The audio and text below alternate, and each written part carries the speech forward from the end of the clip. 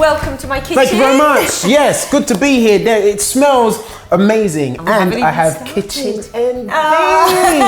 So we are going to be cooking today, yes. and I'm really pleased to have you come and join me. Thank because you. I am going to be teaching you a few little street food favourites, because Yes. I see that it's something that you're quite interested in. I am. I'm all about the streets because, Love it. you know, that's where I grew up.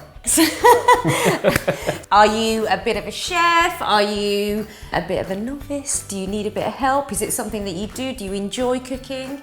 I don't like cooking.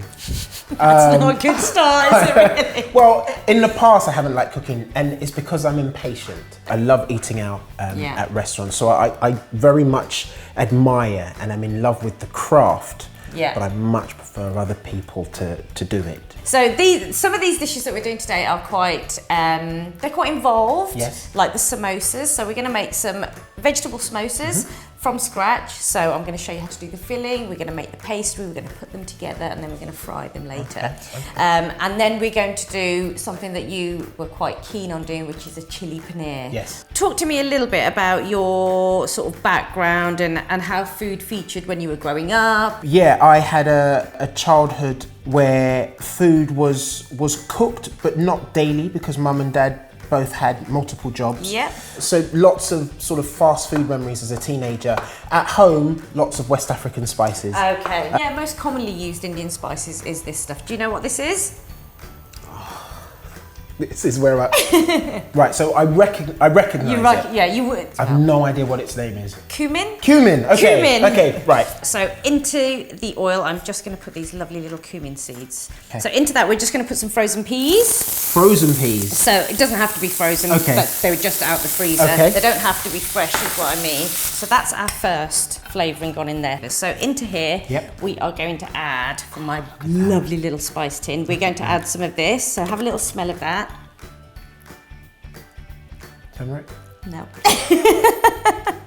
That's garam masala. Oh, I was never going to get that. We're going to put a little bit of chili powder in there as well. We're going to season it. I'm going to season it with this salt. So this is Himalayan salt. Yes, the pink salt. Yeah, which is, it's just beautiful. It's a lovely, lovely salt to use. So I've stopped using any other table salt. We only use sea salt currently. Yeah. But yeah, we'll take a look at that. And we use olive oil. You know what? I know through my fitness learnings that olive oil isn't necessarily the best one. No, it's not. So we will switch. As of today, I said we will switch today. When I cook, I do it on, if it looks right, if it smells right, if it feels right, then it's right. But the thing is, you've got experience to go on. Yeah. I couldn't start by cooking like that, because that's why you need to visit the website. So there are hundreds of recipes on there, all measured out, everything's on there.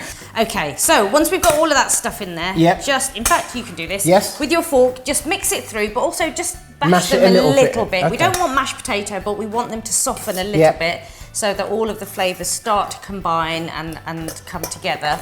I travel a lot with work.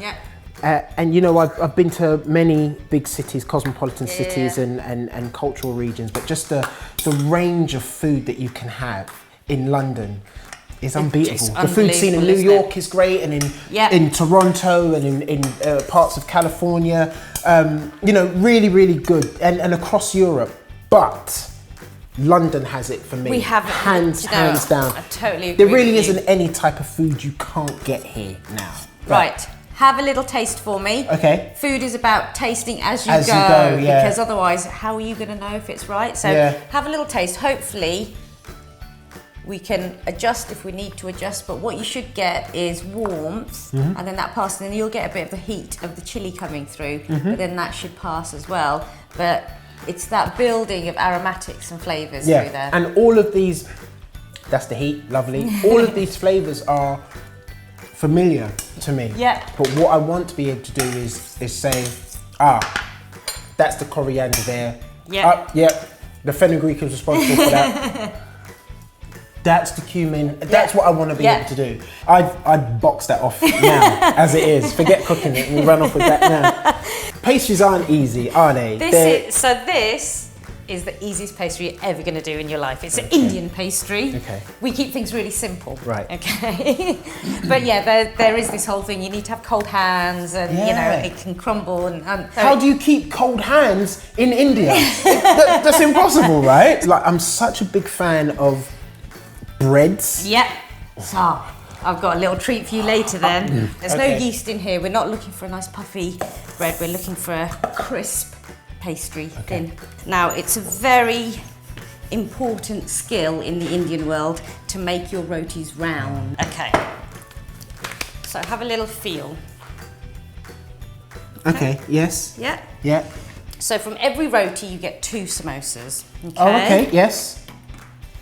So you have to be delicate but firm at the same time. You don't want your fingers to go through the pastry, but you want to end up with a samosa. What? Look at that. Yeah? Yes. Do you want to have a go with that one? Of course I do. Go for it. Okay, so. God, it's such a fat samosa.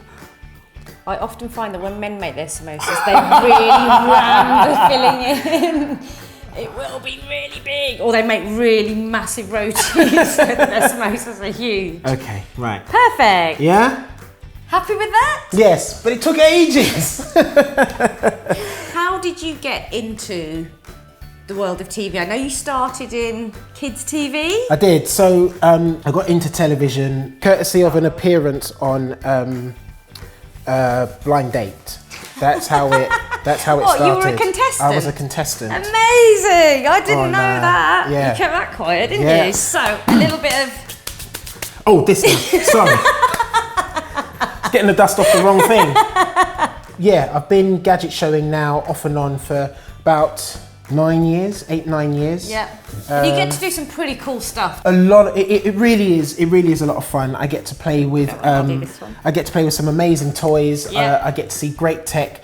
I also get to meet some, really unique individuals who they just think differently. So we're going to make some chilli paneer. So where have you had chilli paneer before? Oh, 1 or 2 local takeaways. The whole television thing only really came into my life late on. So I was in my 20s.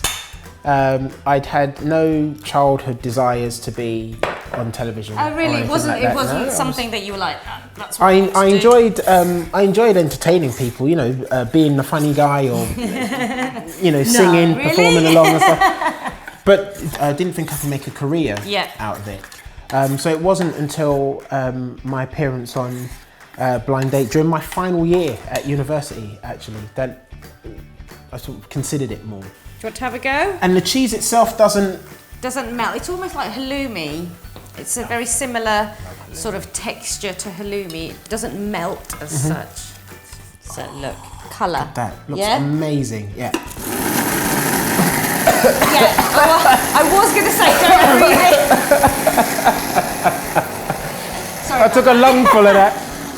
Oh wow.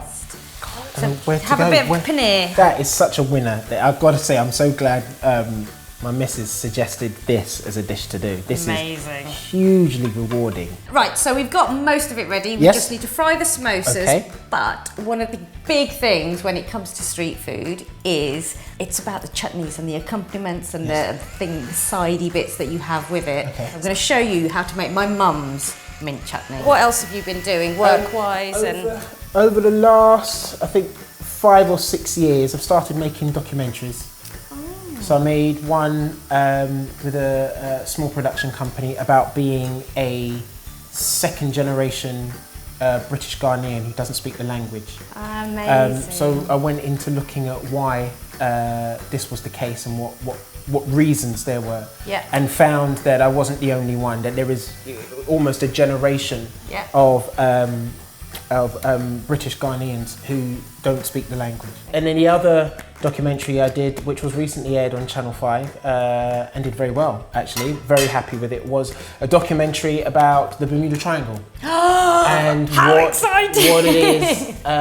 what it is, or what were the reasons for all these mysterious deaths and disappearances. Aeroplanes and all of that. Is there a Bermuda Triangle mystery, or is it all down to human error, natural weather phenomenon, and etc.? And watch it. In not very long, we've had about an hour or so. We've done 1, 2, 3, 4 dishes. Yeah. And now we're going to sit down and eat them. The best part. The best part. And I feel as though I've earned it.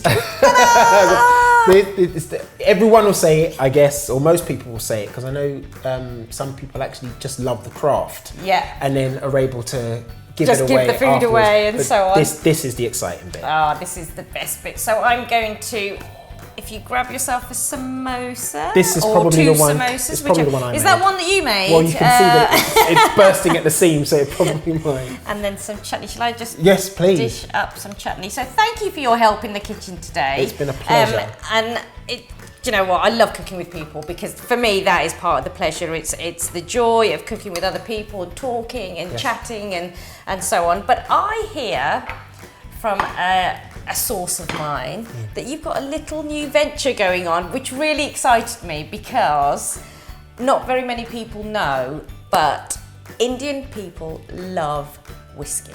And I hear from my source that you've just launched a new venture called Glassmates. Yeah, so Glassmates is a project that that I have with two friends of mine, and it was born out of a look at that. Look at that. It was born out of a desire to educate ourselves better on what was in our glass, all fans of whiskey and rum, and dark spirits in general.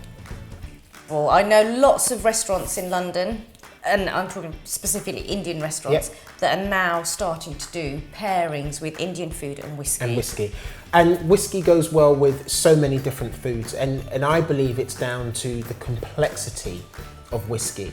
In this particular instance, we should have some of the food, have some of the chutney, and then have a little sip. Yep. And that will bring out different notes on the palate and so on.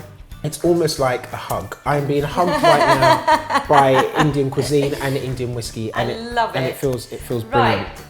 We are going to have your very beautifully made bhatura, so please do. Thank you. Dig in. Oh yes, So you feel how lovely and soft it is. Yes. So if you just look. Look at that fluffiness. But it doesn't. So that's been deep fried. It doesn't feel greasy. It doesn't feel heavy oily. or doughy. Yeah. Exactly. Oh.